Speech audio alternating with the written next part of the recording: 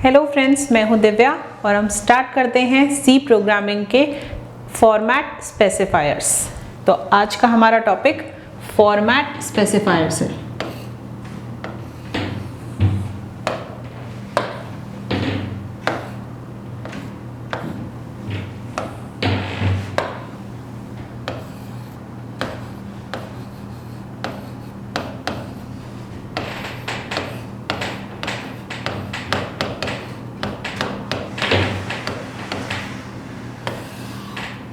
अब सबसे पहले कि फॉर्मेट क्या होता है। पहली चीज़ है फॉर्मेट क्या होता है। फॉर्मेट होता है किसी भी चीज़ को लिखने का तरीका, कि हम किसी चीज़ को कैसे लिख रहे हैं या मॉनिटर पे कैसे प्रेजेंट करना चाहते हैं। मान लीजिए कि आज मेरे को अगर 5 लिखना है, यानी कि 5 लिखना है। अब मैं उसको सिंपल तरह से लिख सकती हूँ, 5 ऐसे लिख दें हम। लेकिन अगर हम 5 रुपीज़ की बात कर रहे हैं, यानी कि 5 रुपए की, तो इसी 5 को हम इस तरह से लिखेंगे। तो दोनों में ही हमने 5 लिखा है, लेकिन दोनों 5 लिखने का तरीका हमारा चेंज हो गया या अलग अलग तरीका हमने यूज़ किया है। तो ऐसे ही अगर हम अपने प्रोग्राम के अंदर यूज़र से इनपुट लेना चाहते हैं या यूज़र को आउटपुट देना चाहते हैं, दोनों केसेस के अंदर हमारे को जो है बताना पड़ेगा कि हम कौन सा फॉर्मेट इनपुट या आउटपुट के लिए यूज़ करेंगे। यानी कि फॉर्मेट क्या है। जितने हमारे फॉर्मेट स्पेसिफायर हैं वो सारे के सारे परसेंट के साइन के साथ में यूज़ होते हैं। जैसे पहला है %d, इसको हम बोलते हैं इंट। ये क्या बताता है? ये बताता है कि हम अपने प्रोग्राम में जो इनपुट या आउटपुट देंगे वो इंटीजर या इंट फॉर्म का होगा। ऐसे ही हमने पिछली क्लास में किया था कि इंटीजर नंबर्स के लिए हम क्या क्या यूज कर सकते हैं। शॉर्ट इंट, इंट और लॉन्ग इंट, 3 चीजें थी। %d है इंट के लिए, %h ये है शॉर्ट इंट के लिए, %ld ये है लॉन्ग इंट के लिए। तो %ld, l का लॉन्ग का l और इंट का d मिलके बन गए हमारा %ld। अब इनका यूज देखते हैं। अब मान लीजिए हमें कोई इंटीजर नंबर का यूजर से इनपुट लेना है या हमें इंटीजर नंबर यूजर को आउटपुट के अंदर देना है, तो हम सबसे पहले उस वेरिएबल को डिक्लेयर करते हैं। तो हम पहले वो कर लेते हैं,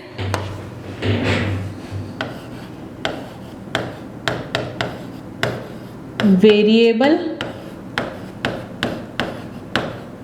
डिक्लेयर। वेरिएबल का मतलब हमें पता है चर, और डिक्लेयर का मतलब क्या है? घोषणा करना।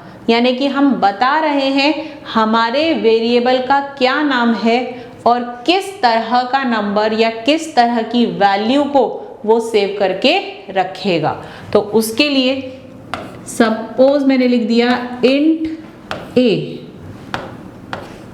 अब जब हमने ये स्टेटमेंट दिया इंट a, बैकग्राउंड में क्या होगा? हम प्रोग्राम को जब कंपाइल करके एग्जीक्यूट करेंगे, यानी कि रन करेंगे, तो कंप्यूटर इस स्टेटमेंट को देख के a को अपनी रैम के अंदर मेमोरी यानी कि जगह देगा। अब मान लेते हैं हमारा कंपाइलर इंटीजर टाइप को 4 बाइट्स देता है, यानी कि 4 बाइट देता है। तो कंप्यूटर क्या करेगा? रैम में से 4 बाइट की जगह को नाम दे देगा a। ये हो गया हमारा वेरिएबल डिक्लेयर। और कभी भी सी लैंग्वेज किसी वेरिएबल को खाली नहीं छोड़ती है। कभी भी कोई भी वेरिएबल खाली नहीं होगा। यहाँ पे अपनी मर्जी से कंप्यूटर कोई भी नंबर स्टोर कर देगा, और ये नंबर हमने बोला ही नहीं है स्टोर करने के लिए, इसीलिए इस नंबर को हम कहते हैं गार्बेज। गार्बेज यानी कि एक तरीके से कचरा, क्योंकि ये नंबर हमारे किसी काम का नहीं है, इसीलिए हमने क्या किया, हमने लिख दिया यहाँ पे कि ये नंबर गार्बेज है यानी कि कचरा है। अब अगर मैं चाहती हूं इसी वेरिएबल a में 5 पहले ही स्टोर हो जाए, जैसे ही ये बना इसमें 5 स्टोर हो जाए, उसके लिए हम क्या करेंगे, उसके लिए हम लिखेंगे int a इक्वल 5, ये हमने लिख दिया और ये कहलाएगा वेरिएबल का इनिशियलाइज।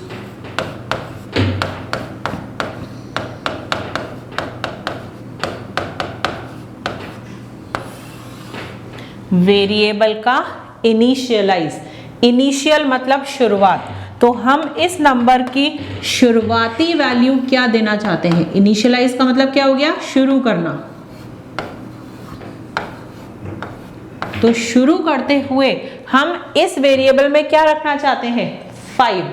अब हम इस वेरिएबल में कोई भी गार्बेज को स्टोर नहीं करना चाहते, तो इसलिए क्या होगा, a नाम का वेरिएबल बनेगा, इस वेरिएबल को भी 4 बाइट्स मिलेंगे और इन 4 बाइट्स के अंदर 5 स्टोर हो जाएगा। तो ये हो गया हमारा वेरिएबल बनाने का तरीका। क्या था, पहले हमने लिखा सिर्फ int a, इसका मतलब a नाम का वेरिएबल बनाओ जिसमें हम कोई इंटीजर नंबर स्टोर करेंगे, यानी कि एक होल नंबर या एक ऐसा नंबर जिसमें कोई दशमलव या डॉट नहीं है, वो हम यहाँ पे स्टोर करने वाले हैं। अब जब ये वेरिएबल बनेगा तो इसको रैम में 4 बाइट्स की जगह मिल जाएगी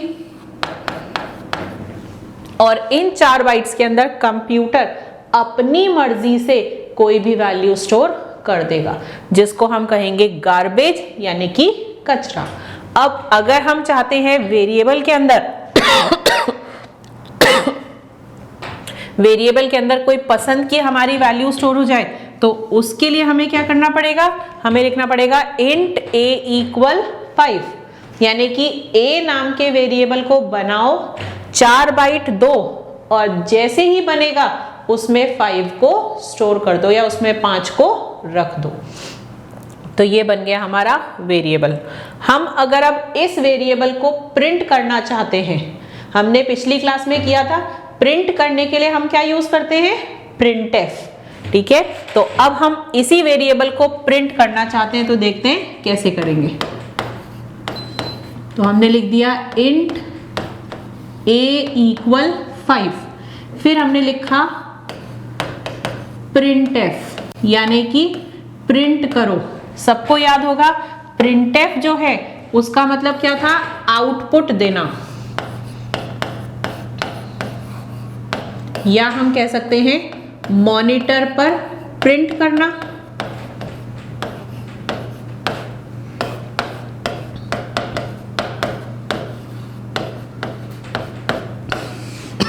तो हमने यहां पे वही दे दिया, a की वैल्यू है 5, यहां पे हमने लिखा printf मतलब प्रिंट करना है या मॉनिटर पे दिखाना है। अब इसमें हम कर देंगे %d यानी कि एक इंटीजर नंबर प्रिंट कर दो, और कहां पे करना है, कौन सा करना है, a वाला। तो ये हमारा हो गया printf को लिखने का तरीका। printf ब्रैकेट के अंदर डबल कोटेशंस में आएगा हमारा फॉर्मेट स्पेसिफायर जो है %d अभी के लिए, और फिर हमने बता दिया a में रखा हुआ नंबर, जो a में नंबर है, इस नंबर को इस %d की जगह प्रिंट कर दो। तो अब जब हम प्रोग्राम को रन करेंगे तो क्या होगा, हमारे मॉनिटर पे a की वैल्यू प्रिंट हो जाएगी 5। ऐसे ही अगर हम चेक करें अब इसका लिखने का तरीका क्या है, तो printf ब्रैकेट ओपन होगा यानी कि ब्रैकेट खोलेंगे, डबल कोटेशंस के अंदर आएगा हमारा फॉर्मेट स्पेसिफायर और फिर डबल कोटेशन बंद। इसके बाद में हम देंगे हमारा वेरिएबल का नाम और ब्रैकेट बंद। ये हो गया हमारा प्रिंटफ को लिखने का तरीका, यानी कि हम कैसे प्रिंटफ को लिखना चाहते हैं। ये हो गया हमारा प्रिंटफ को लिखने का तरीका।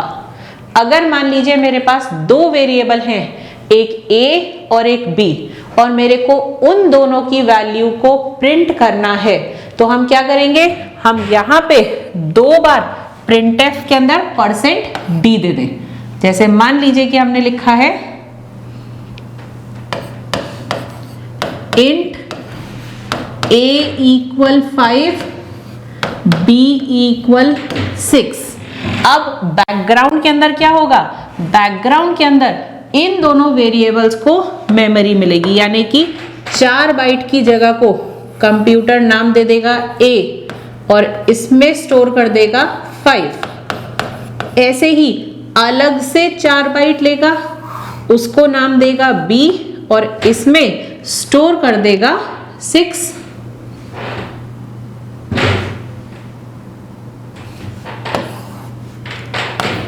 तो ये अलग से 4 बाइट्स के अंदर स्टोर हो गया। अब इसके बाद में हम प्रिंटफ यूज करेंगे। तो मान लीजिए हमने दिया यहां पे प्रिंटफ। अब देखिए दो नंबर हैं जो हम प्रिंट करना चाहते हैं, यहाँ पे दो नंबर हैं, तो इसीलिए जब हम प्रिंटफ को यूज करेंगे तो भी दो बार हम %d का साइन यूज करेंगे, यानी कि %d और फिर एक बार और %d। अब कॉमा, फिर एक a और दूसरा b। ये हो गया हमारा इंटीजर नंबर को यूज करने का तरीका कि हम कैसे आउटपुट देंगे प्रिंटफ से। आउटपुट में क्या आ जाएगा, a के अंदर है हमारे पास में 5, b में 6, तो 5 प्रिंट होगा।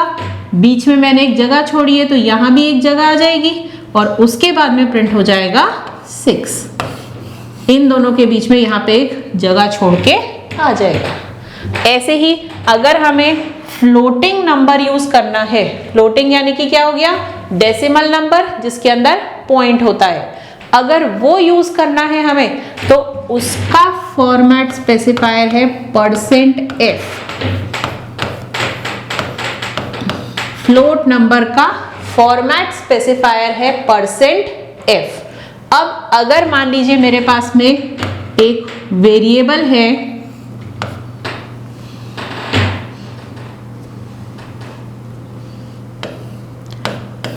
फ्लोट टाइप का, फ्लोट का वेरिएबल है a जिसमें 5.0 रखा हुआ है, फ्लोट वेरिएबल जिसमें रखा हुआ है 5.0। अब इसको प्रिंट करना है तो क्या करेंगे, प्रिंटफ, और क्योंकि फ्लोट नंबर है तो इसलिए क्या आ जाएगा, %f। हम कैसे याद रख सकते हैं, सिंपल तरीका है, f फॉर फ्लोट और ये इसका आ गया। अब हम इसके बाद में देंगे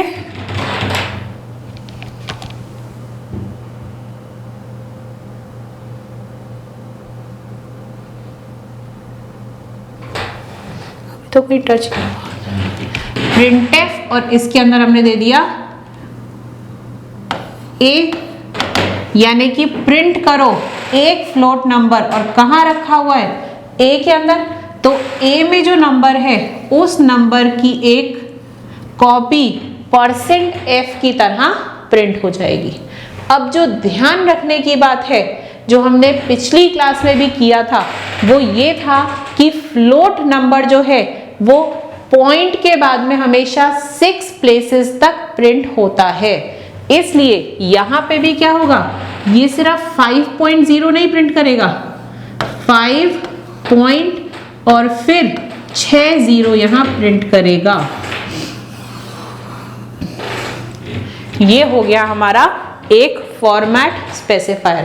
क्या हो रहा है, 5 को तो प्रिंट कर रहा है, लेकिन क्योंकि हमने कहा है %f से प्रिंट करो, और %f हमेशा पॉइंट के बाद 6 डिजिट प्रिंट करता है, तो इसीलिए 5.0 ना प्रिंट होके यहां प्रिंट होगा 5.00000 फिर 000, यानी कि 6 जीरो प्रिंट होंगे ही होंगे।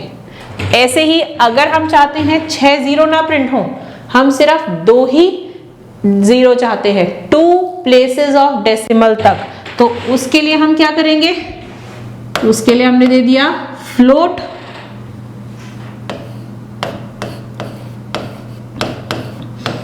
a इक्वल्स 5.00 या 5.0, ये हमने लिखा हुआ है। अब हमने प्रिंटफ में चेंज कर दिया, प्रिंटफ के अंदर हमने कर दिया percent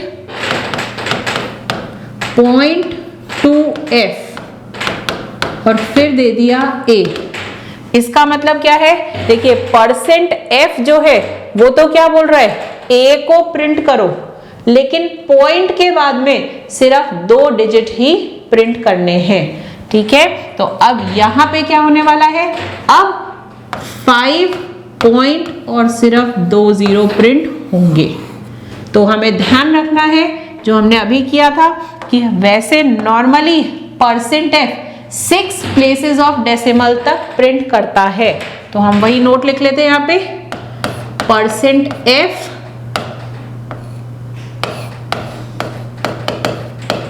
prints float number up to 6 places of decimal.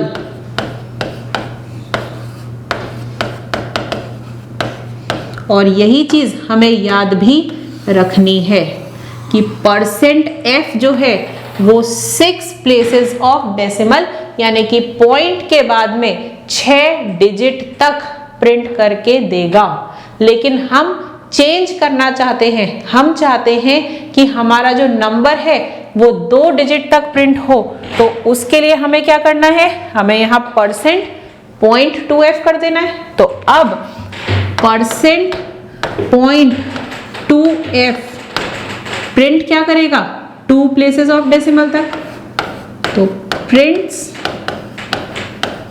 Up to 2 places of decimal. तो सिर्फ 2 प्लेसेस तक प्रिंट करेगा, और ऐसा जरूरी नहीं है कि सिर्फ 0.2 यूज कर सकते हो, आप 0.3, 0.4, 0.5 कुछ भी यूज कर सकते हैं। जैसे एक और एग्जांपल ले लेते हैं, अगर मान लीजिए कि हमने लिखा हुआ है फ्लोट a इक्वल्स 1.28943, ये ले लेते हैं नंबर। अब पहला प्रिंटफ दिया हमने सिर्फ परसेंट f से प्रिंट करने के लिए, और साथ में दे दिया \n। ये सबको याद होगा, हम पहले की क्लास में कर चुके हैं कि \n जो है लाइन चेंज करता है,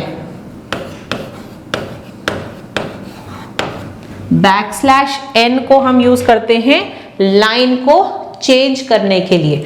तो अब हमने दिया printf परसेंट f \n क्या करेगा, इस नंबर को प्रिंट करेगा और लाइन को चेंज कर लेगा। पर इस नंबर में अगर हम देखें तो हमने सिर्फ पॉइंट के बाद में 5 प्लेसेस तक दिया है नंबर, तो अब कंप्यूटर जब प्रिंट करेगा, आउटपुट देगा, तो क्या देगा, 1.28943 और 1 जीरो लगा देगा अपने आप। ये हो जाएगा इसका आउटपुट, क्योंकि परसेंट f से हमेशा 6 प्लेसेस तक आना चाहिए। मेरे नंबर के अंदर अभी सिर्फ पॉइंट के बाद 5 प्लेसेस थे, तो इसलिए 1 जीरो कंप्यूटर ने अपने आप ऐड कर दिया। अगर मान लीजिए कि हमने एक और दिया हुआ है यहाँ पे printf परसेंट f, और यहाँ परसेंट f की बजाय हम कर लेते हैं परसेंट 0.2f और फिर हमने दे दिया a को प्रिंट करो। अब क्या होगा, हम कर चुके हैं 0.2 का मतलब क्या है, पॉइंट के बाद सिर्फ 2 प्लेसेस तक प्रिंट करो। तो अब इसी नंबर को कंप्यूटर कैसे प्रिंट करने वाला है, 1.28, राउंड ऑफ नहीं, सीधे सीधे नंबर को हटा देगा, ठीक है, और आंसर आ जाएगा 1.28। अगला ले लेते हैं हम, अगर हमने ऐसे ही दिया है printf परसेंट 0.4f और a प्रिंट करने के लिए, तो अब इसका आंसर सबने गैस कर ही लिया होगा क्या होने वाला है, 1.2894, 4 प्लेसेस तक। तो हमारे इस प्रोग्राम का आउटपुट ये आ जाएगा, ये हमारे आउटपुट हो जाएंगे। तो हमने पहला किया था %d, %d का मतलब क्या था, इंट। तो हमने पहला किया %d मतलब इंट, किसी भी इंट नंबर को प्रिंट करने के लिए, ये %d हो गया इंट नंबर को प्रिंट करने के लिए।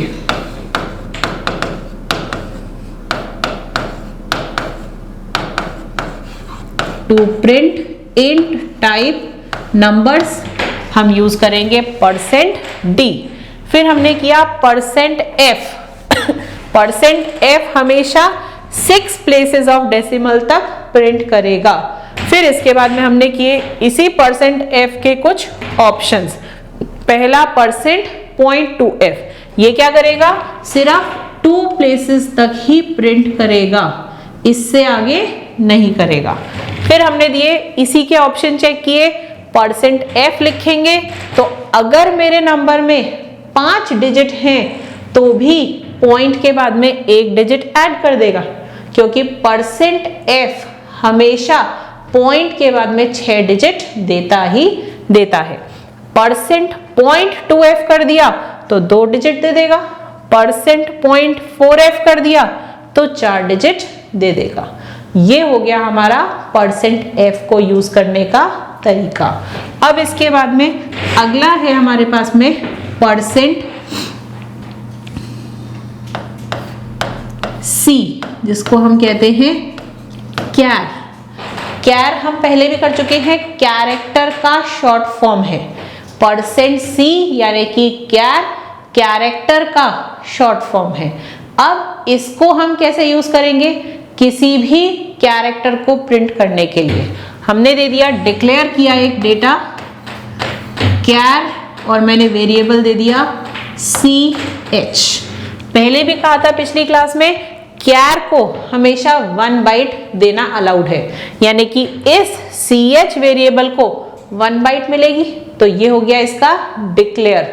अगर हम चाहते हैं इसमें कुछ स्टोर करना तो हमने दे दिया कैर ch इक्वल और मैंने दे दिया a। अब कंप्यूटर क्या करेगा, ch नाम का एक वेरिएबल बनाएगा और उसके अंदर a को स्टोर कर देगा और इसको मिल जाएगी 1 बाइट, ठीक है। इसका फॉर्मेट स्पेसिफायर क्या है, %c। तो अगर मैंने कहीं प्रोग्राम में लिखा है printf %c और फिर ch, ये पार्ट मैंने अपने प्रोग्राम में दे दिया, यानी कि एक ch नाम का वेरिएबल बनाओ, उसमें a को स्टोर कर दो, तो वो बन गया हमारा ये वेरिएबल। फिर हमने दिया printf, यानी कि प्रिंट करो, किसको, इस ch वेरिएबल को %c से प्रिंट कर दो। तो अब क्या होगा, अब इसमें रखा हुआ a प्रिंट होगा, लेकिन किस तरह, कैरेक्टर के रूप में। तो हमारे पास में आउटपुट स्क्रीन पर a प्रिंट होके आ जाएगा। ये हो जाएगा हमारा आउटपुट। अब इन सबको मिक्स करके यूज करते हैं, इंटीजर, फ्लोट और कैरेक्टर।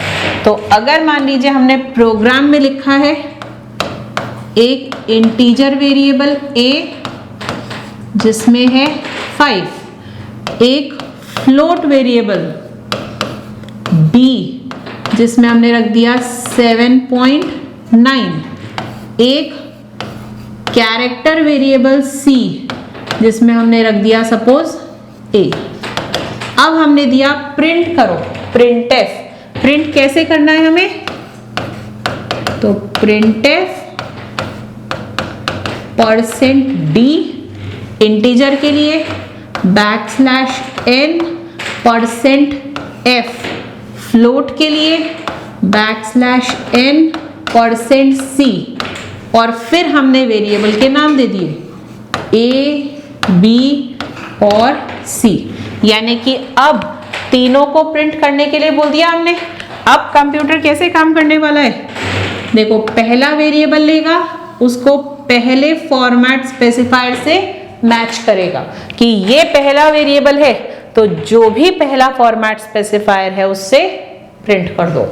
दूसरा लेगा b, इसको %f से मैच करेगा, और c %c से मैच करेगा। यानी कि अब a की वैल्यू इंटीजर की तरह प्रिंट करो तो प्रिंट हो जाएगा हमारे पास में 5। फिर हमने दिया b को %f से प्रिंट कर दो, तो लाइन चेंज करके 7.9, लेकिन %f तो 6 डिजिट तक प्रिंट करता है डॉट के बाद में या डेसिमल के बाद। तो अब यहाँ पे आ जाएंगे 5 0, और फिर c के अंदर है a, वो प्रिंट हो जाएगा। तो ये हो जाएगा हमारा आउटपुट।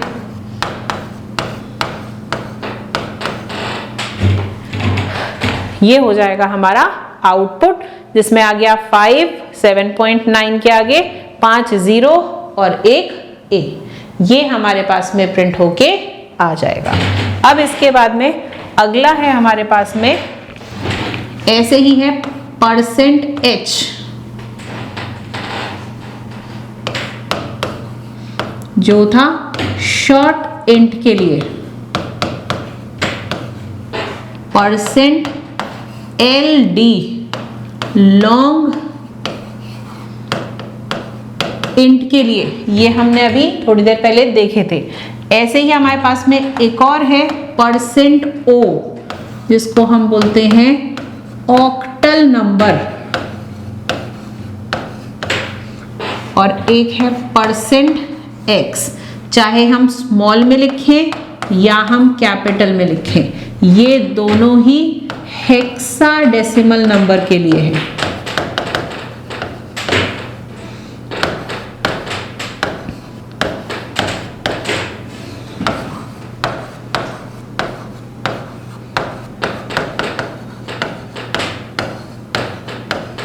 अब ये क्या होते हैं? %o, %x क्या होता है, ऑक्टल और हेक्साडेसिमल क्या होता है, पहले ये देखते हैं। तो हमारे को पता है हमारे पास में कई सारे नंबर सिस्टम्स हैं, ठीक है, जिनमें से 4 नंबर सिस्टम्स हम ज़्यादातर यूज करते हैं। पहला है बाइनरी नंबर सिस्टम।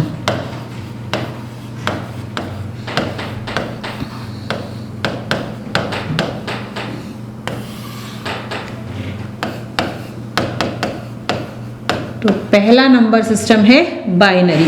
इसमें कितने डिजिट्स हैं वो भी देख लेते हैं। सिर्फ 2 डिजिट हैं। कौन कौन से हैं? 0 और 1,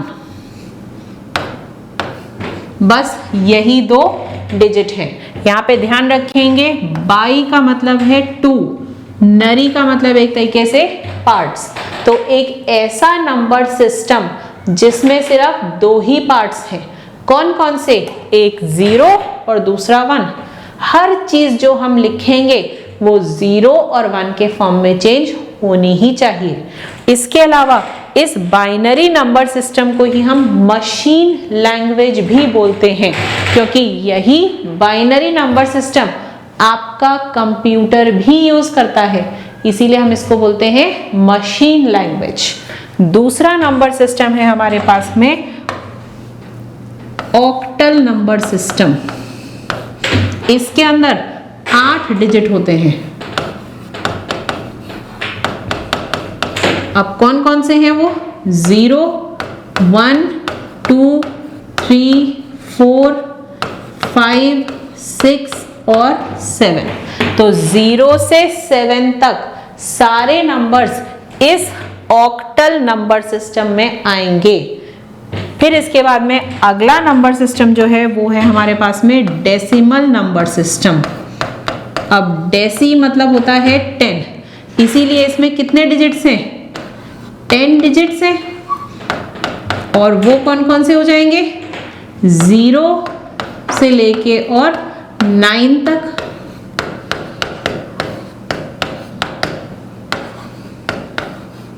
ये हो गए।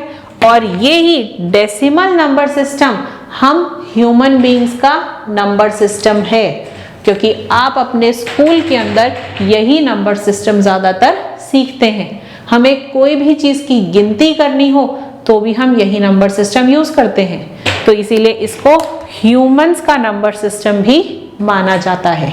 अगला इसके बाद में है हमारे पास में, वो है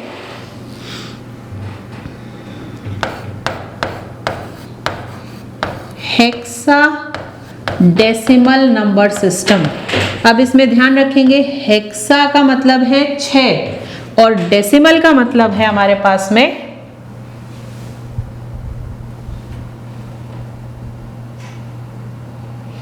हेक्सा मतलब है 6 और डेसिमल का मतलब है 10।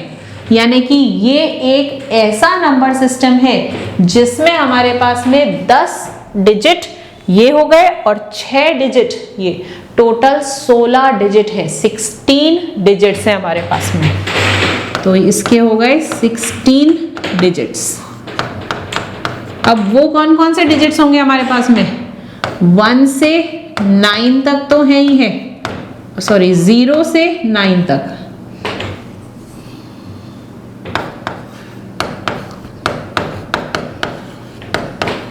जीरो से 9 तक तो है ही है हमारे पास में। इसके अलावा आगे A, B, C, D, E और F ये आ जाएंगे हमारे पास में 6 और अल्फाबेट्स। अब इसका मतलब क्या है कि हम बोल रहे हैं ABC आ गया, यानी कि हेक्साडेसिमल के अंदर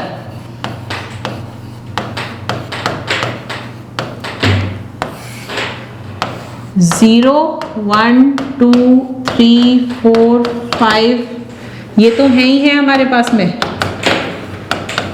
लेकिन 9 के बाद में क्या आना चाहिए? 10, 11 और ऐसे ही 16 तक होने चाहिए, 15 तक होने चाहिए हमारे पास हेक्साडेसिमल नंबर सिस्टम में। यहाँ 10 तो यूज कर नहीं सकते क्योंकि 10 किससे मिलके बना है? 1 और 0 से, इन दोनों से मिलके ये नंबर बना है। इसकी बजाय हम क्या करेंगे? हम यहां पे यूज करेंगे A। 10 की बजाय हम यूज कर लेंगे A। ऐसे ही 11 की बजाय B, 12 के लिए C, फिर D, E और F। ये हो गए हमारा हेक्साडेसिमल नंबर सिस्टम। अब ऑक्टल नंबर सिस्टम के लिए हमारे पास फॉर्मेट स्पेसिफायर है %O। ऑक्टल नंबर सिस्टम के लिए कौन सा है? %O। ये हो गया इसका फॉर्मेट स्पेसिफायर। और ध्यान रखेंगे कि ये O स्मॉल अल्फाबेट है, कैपिटल नहीं है। फिर ऐसे ही डेसिमल नंबर सिस्टम का आ गया %D जो इंट के लिए था, %H शॉर्ट इंट के लिए, %LD लॉन्ग इंट के लिए। हेक्साडेसिमल के लिए है %x या %X। ये दोनों ही हमारे पास में हेक्साडेसिमल नंबर सिस्टम के लिए है। फर्क क्या है? अगर हमने स्मॉल x लिखा तो जो अल्फाबेट प्रिंट होंगे वो स्मॉल होंगे, अगर हमने कैपिटल लिखा है x तो जो अल्फाबेट प्रिंट होंगे वो कैपिटल होंगे। बस इतना सा ही इन दोनों x में डिफरेंस है। जैसे मान लीजिए कि मैंने कहीं पे दिया है 10 प्रिंट होने के लिए, मैंने कहीं लिखा है int a equals 10। अब हम प्रिंट कर रहे हैं printf, एक बार %d से प्रिंट कर दिया, एक मैंने दे दिया %x से प्रिंट कर दो।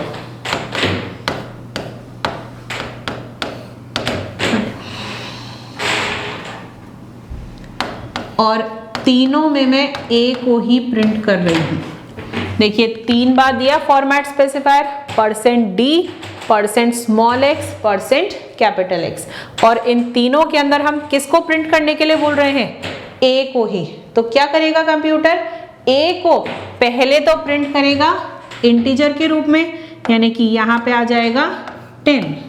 फिर दूसरा स्मॉल x से प्रिंट करना है तो स्मॉल a, तीसरा कैपिटल X से करना है तो कैपिटल A। ये आ जाएगा हमारे पास इन तीनों का आउटपुट। तो %x अगर स्मॉल में दिया गया है तो स्मॉल अल्फाबेट प्रिंट करेगा, अगर कैपिटल में दिया गया है तो कैपिटल में प्रिंट करेगा। ये हो गए हमारे फॉर्मेट स्पेसिफायर। एक बार फिर से देख लेते हैं हमने अभी अभी क्या किया था। तो हमने लिखा था %h जो है वो किसके लिए होता है? शॉर्ट इंट के लिए। %ld, लॉन्ग का हमने ले लिया यहाँ पे l, और इंट का तो d था ही फॉर्मेट स्पेसिफायर, उससे मिलके बन गया %ld। अब इसके बाद में % और small o octal number system का हो गया, %x हेक्साडेसिमल के लिए, जिसमें स्मॉल x से स्मॉल अल्फाबेट्स, कैपिटल X से कैपिटल अल्फाबेट प्रिंट होंगे हमारे पास में। फिर इसके बाद में अगला है हमारे पास में नंबर सिस्टम किए थे हमने कि कौन कौन से नंबर सिस्टम है। तो ये तो हो गए हमारे number systems, binary, octal, decimal और हेक्साडेसिमल। फिर इसके बाद में हमने किया कितने कितने डिजिट्स हैं। तो बाइनरी में 2 डिजिट हैं, कौन से 0 और 1। फिर इसके बाद में ऑक्टल के अंदर 8 डिजिट हैं, 0 से लेके और 7 तक। हेक्साडेसिमल के अंदर 10 डिजिट हैं, 0 से लेके और 9 तक। और हेक्साडेसिमल के अंदर 16 डिजिट्स हैं, 0 से 9 और फिर A से F। अब इसको कैसे यूज कर रहे थे हम? 0 से 9 तो हमें पता ही है यूज करना, जहां 10 आना है वहां A आ जाएगा, 11 के लिए B, 12 के लिए C, ऐसे ही 15 के लिए F। अगर हमने यूज किया %X तब, लेकिन अगर हम स्मॉल x यूज करेंगे तो क्या हो जाएगा? यही स्मॉल में चेंज हो जाएंगे, A B C D E F सारे स्मॉल। फिर हमने इसी का एग्जाम्पल लिया, A नाम का वेरिएबल है जिसमें रखा हुआ है 10। फिर हमने A को ही %d, %x और कैपिटल X से प्रिंट किया और हमारे पास प्रिंट होके आ गया 10 A और A। ये हमारे पास में प्रिंट होके आ जाएगा। ये हो गए हमारे नंबर सिस्टम के सारे इनपुट्स। अब इसके बाद में अगला है हमारे पास में %s, जिसको हम कहते हैं स्ट्रिंग। अब स्ट्रिंग क्या होता है? देखिए हमने लास्ट क्लास में किया था कैरेक्टर, और कैरेक्टर क्या होता है? कोई भी एक अल्फाबेट, डिजिट या स्पेशल सिंबल जो हमने सिंगल कोटेशंस के अंदर लिख दिया हो, उसको हम बोलते हैं कैरेक्टर। लेकिन हर चीज को हम एक सिंगल अल्फाबेट के रूप में नहीं लिख सकते। आपका अपना नाम है, उसमें भी कम से कम 4 से 5 अल्फाबेट्स तो होंगे, उसको हम कैरेक्टर के रूप में नहीं लिख सकते। तो उसके लिए हमें दिया गया है %s, स्ट्रिंग। इसको हम कैसे डिफाइन करेंगे? Group of characters.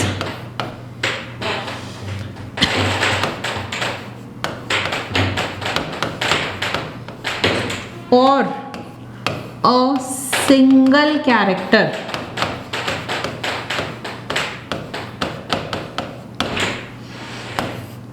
enclosed in double quotes. तो एक या एक से ज्यादा कैरेक्टर, या तो ग्रुप होगा कैरेक्टर्स का या एक सिंगल कैरेक्टर होगा जिसको हमने डबल कोटेशंस के अंदर लिखा है, वो बन जाएगा हमारा एक स्ट्रिंग। जैसे अगर हम एग्जाम्पल देखें तो मैंने लिख दिया ABC डबल कोटेशंस में, ये बन जाएगा स्ट्रिंग। हमने लिख दिया सिर्फ A डबल कोटेशंस में, ये भी एक स्ट्रिंग। मिक्स कर दिया A और 9, ये भी स्ट्रिंग। फिर इसके बाद में 1 2 3 को डबल कोटेशंस में लिख दिया, ये भी बन जाएगा स्ट्रिंग। या हमने लिख दिया यहाँ पे एक स्टार डबल कोटेशंस में, ये भी बन जाएगा स्ट्रिंग। तो हमने किसी भी चीज को डबल कोटेशंस के अंदर कर दिया तो वो बन जाएगा हमारा स्ट्रिंग। तो एक या एक से ज्यादा ग्रुप, यानी कि पूरा कई सारे हो गए तो एक या एक से ज्यादा कैरेक्टर्स जिसको हमने डबल कोटेशंस में लिखा है। और कैरेक्टर्स सबको याद ही होगा कि कैरेक्टर क्या होता है। कैरेक्टर में क्या क्या आ सकता है, कैपिटल A से कैपिटल Z, स्मॉल a से स्मॉल z, 0 से 9 या कोई भी स्पेशल सिंबल। ये हम अपनी पिछली क्लास में कर चुके हैं। इनमें से किसी एक को इनमें से किसी भी एक को अगर हमने सिंगल कोट्स में लिख दिया, वो बन जाएगा हमारा कैरेक्टर। तो अब हम बोल रहे हैं एक या एक से ज्यादा कैरेक्टर्स जिनको हमने सिंगल की बजाय डबल कोटेशंस में लिखा है, तो ये हो जाएगा हमारा एक स्ट्रिंग। स्ट्रिंग को प्रिंट करने के लिए हम यूज करेंगे %s, तो इससे हम प्रिंट कर लेंगे। ऐसे ही अगला हमने जो किया था, एक और हमने डेटा टाइप किया था पिछली क्लास में डबल, उसके लिए हम यूज करेंगे %lf।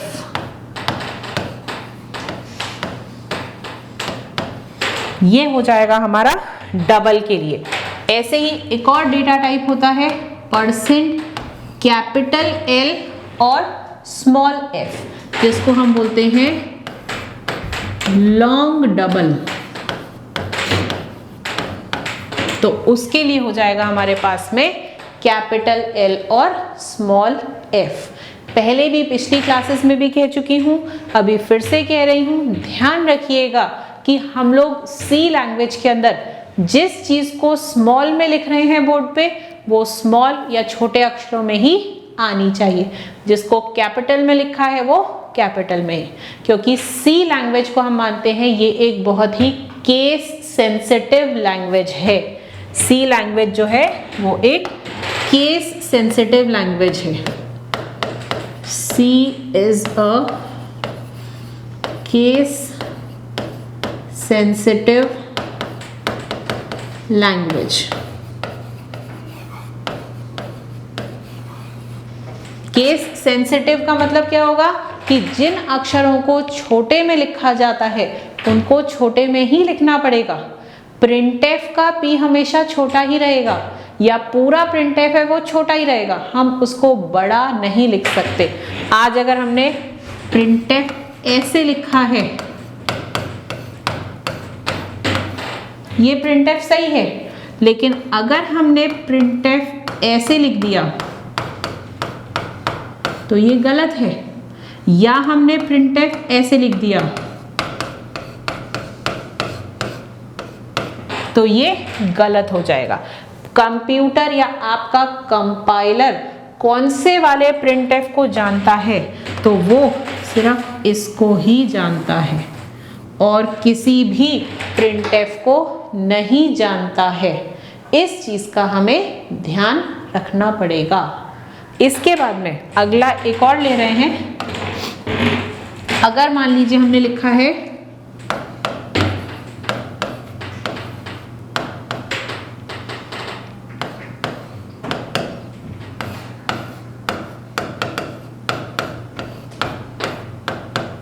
अब यहां हमने कर दिया % और 4D और A। क्या मतलब है इसका? %D का मतलब हमें पता है बहुत अच्छे से, इंटीजर नंबर को प्रिंट करो, लेकिन अब इस नंबर को 4 कैरेक्टर्स की जगह दे दो, या इस नंबर को 4 स्पेसेस दे दो, जगह दे दो। ठीक है, तो कंप्यूटर क्या करेगा? यहाँ पे 4 कैरेक्टर की जगह लेके आएगा और इस 10 को यहाँ पे लिखेगा, यानी कि हमारे को ये आउटपुट में कैसे मिलेगा? 2 जगह छूटी हुई होंगी और फिर लिखा हुआ होगा 10। अगर हम इसी को कर दें,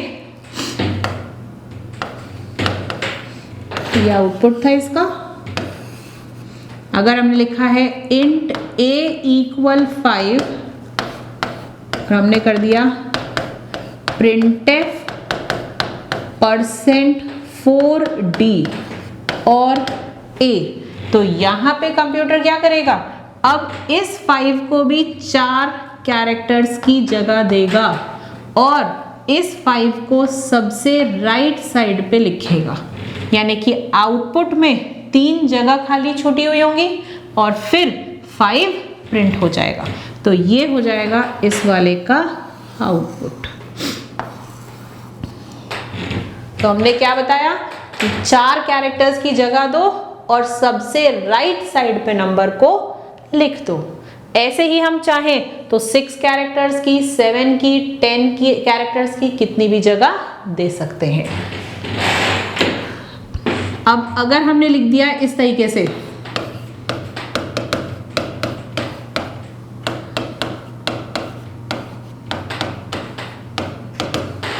printf %4D, फिर हमने कर दिया %-5D कर देते हैं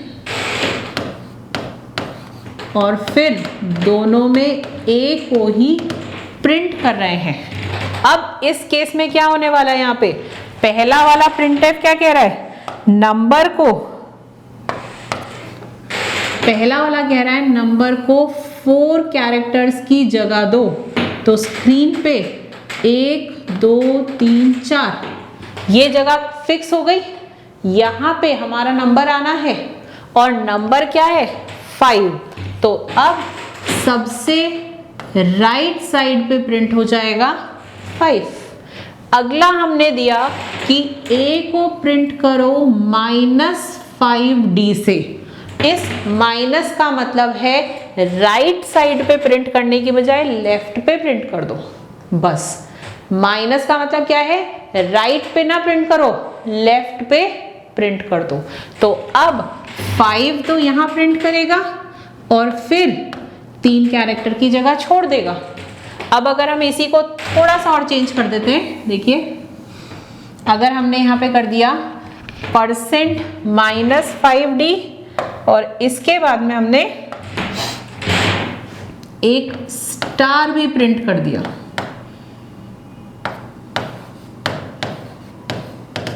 तो अब कंप्यूटर क्या करेगा? यहां पे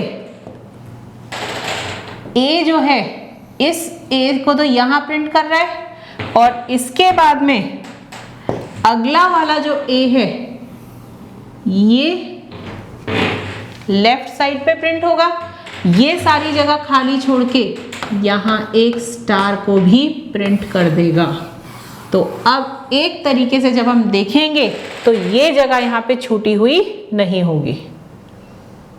देखिए ये जो मैंने डैश जैसे लगाए थे ये नहीं होंगे यहाँ पे। ये तो आपको समझाने के लिए लगाया था। कुछ ऐसा सा आउटपुट हमें अपने मॉनिटर पे मिलने वाला है जिसमें यहाँ पहले 3 कैरेक्टर की स्पेस छोड़ेगा, 5 प्रिंट करेगा, फिर 5 लेफ्ट में 3 स्पेस छोड़ के स्टार। तो हम कह सकते हैं ये जो 4D या 5D हम लिखते हैं, इसमें 4 या 5 जो है वो है हमारा फील्ड विड्थ, यानी कि इस नंबर को कितने कैरेक्टर्स की जगह देनी है वो होती है हमारी फील्ड विड्थ। तो हमने वो बता दिया, इस नंबर को 4 कैरेक्टर्स की जगह दे दो। ऐसे ही अगर हमने माइनस लगाया है तो इसका मतलब नंबर को लेफ्ट में प्रिंट करो, print number on left, left align करके, इसको हम बोलते हैं लेफ्ट अलाइन, यानी कि लेफ्ट साइड पे प्रिंट करो। ठीक है, तो हम कह सकते हैं कि %4D जो है वो क्या कर रहा है, अगर हम पूरा लिखें तो हम कह सकते हैं prints int number with a field width of 4 characters and right aligns the number.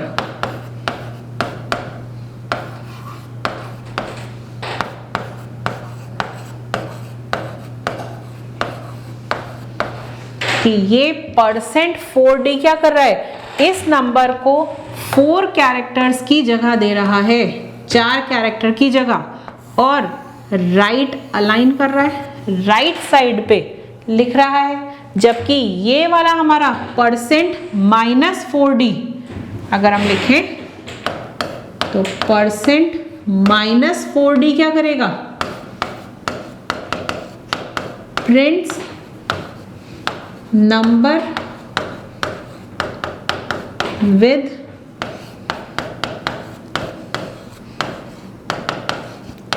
field width of 4 characters but left aligns the number.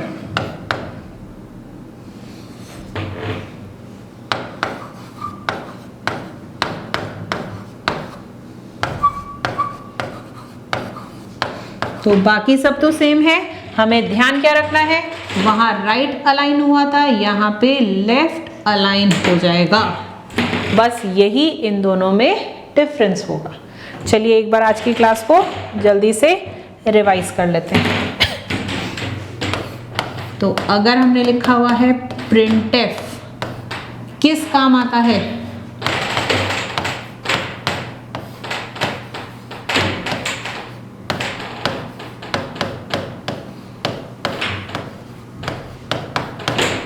तो हम बता सकते हैं कि प्रिंटफ किस किस काम आ सकता है, इनपुट के लिए, या दूसरा ऑप्शन है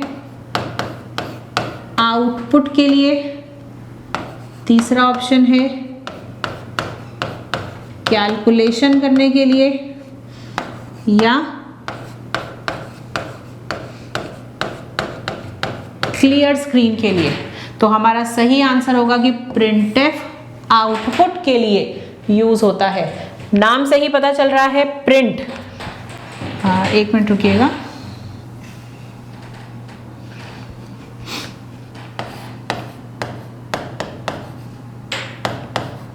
तो प्रिंट जो हमारा वर्ड है, ये वर्ड ही अपने अंदर पूरा हमें इसके बारे में बता देता है। प्रिंट वर्ड किससे निकला है, प्रिंटर से, और प्रिंटर हमेशा आउटपुट देता है।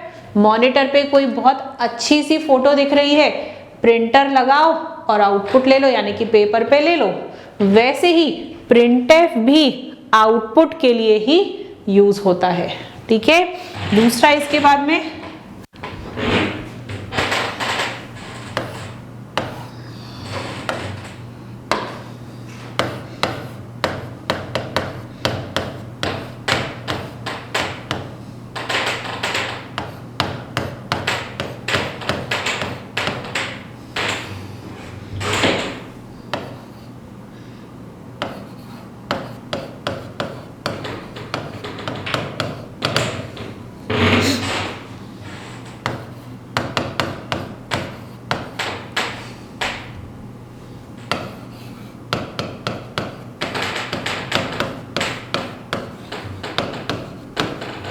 अब ये printf \n वेलकम हमें क्या आउटपुट देगा?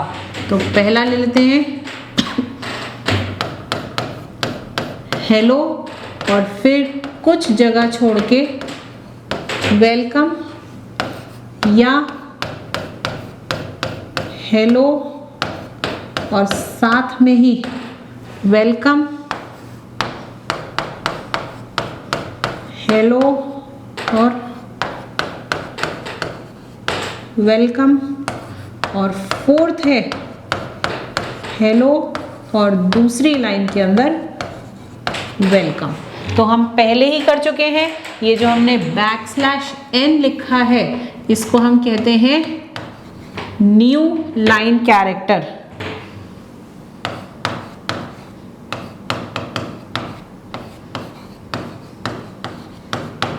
तो ये क्या करेगा? लाइन को चेंज करेगा।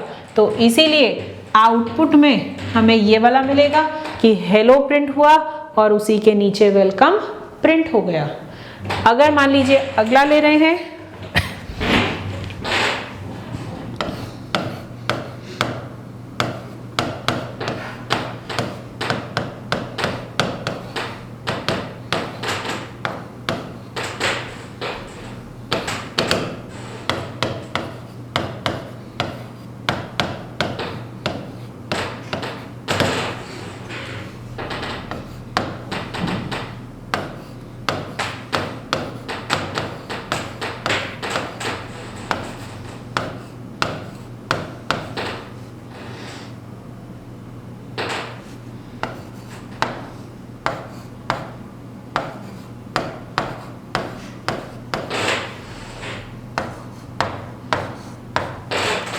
हमने दिया है int 7312।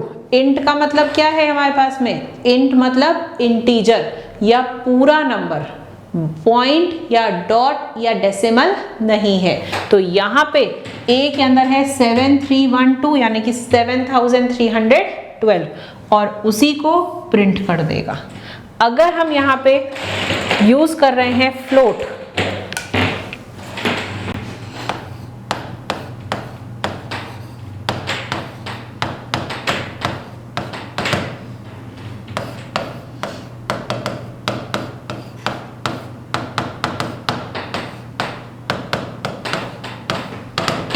अब ये क्या क्या प्रिंट करेगा बताइए? 15.00, केवल 15,